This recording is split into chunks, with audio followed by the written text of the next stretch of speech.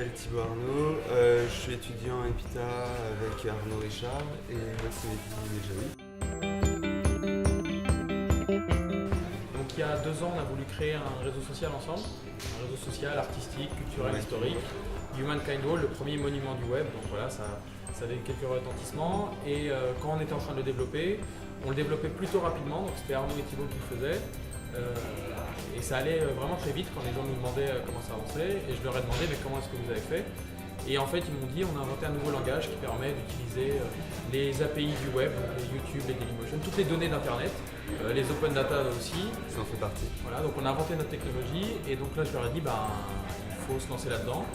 Et on a décidé, vu le mouvement open data lancé par la mission Etalab et par des grandes entreprises en France, de se lancer dans l'open data avec notre technologie. Donc voilà comment on est tombé dans la data.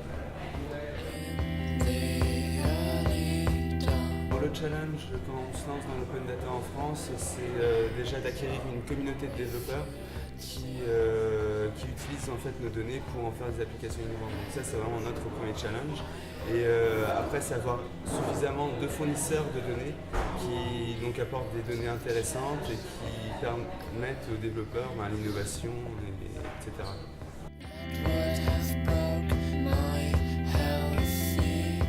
C'est d'avoir le plus de données géolocalisées, de données intéressantes pour que quand on est mobile, on puisse se balader dans la rue et savoir que là on a des infos quantifiées sur tel sujet et qu'on puisse interagir avec ces données de manière très simple. C'est ça le problème en fait avec la mobilité.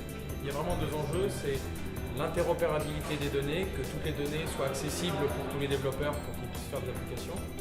Et l'autre enjeu, c'est de trouver une communauté de développeurs qui va inventer des nouvelles applications, des nouveaux modèles, comme je disais tout à l'heure, pour trouver de nouveaux services, de nouveaux usages auxquels certaines sociétés, dans leurs services internes, n'ont pas pensé.